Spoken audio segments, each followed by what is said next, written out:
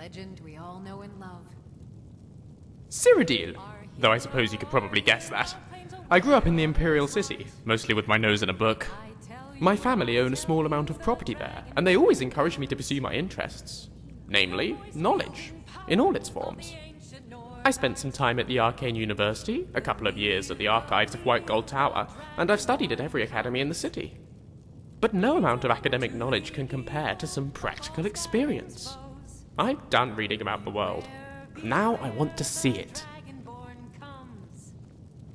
Oh, the Flaviuses are firmly rooted in the Imperial City. We've always had a strong sense of home. We're a tight-knit bunch, and we get on rather well most of the time. They worry, though. Particularly about me. Gave them quite a shock when I told them about this expedition.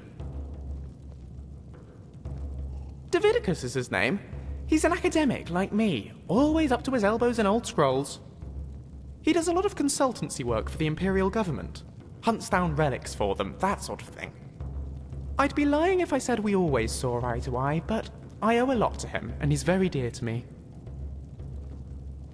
I have to admit. Captain Lyra of the Imperial Legion. She and I couldn't be more different, but she's always supported me in everything I've done.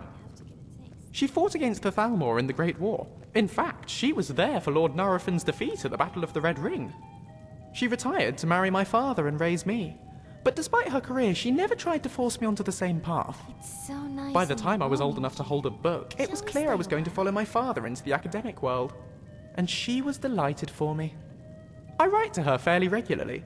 My father too. And while she worries, I think she's proud of me for doing this. I hope so, anyway. None.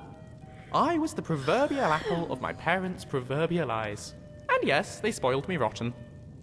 Sometimes I wonder what it would have been like to have had a brother or a sister. But then I wouldn't be quite who I am today. So I can't complain.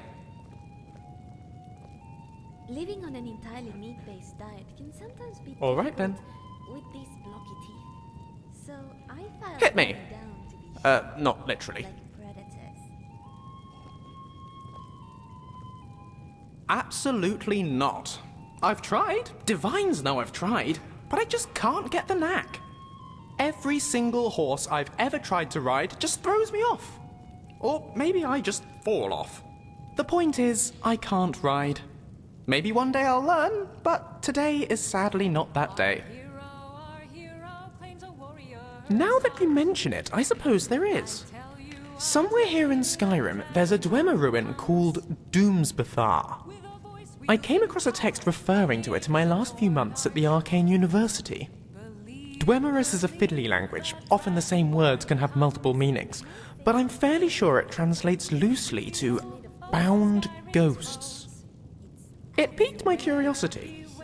The use of soul gems in Dwemer automatons is well documented, but no one really knows much about their purpose or function.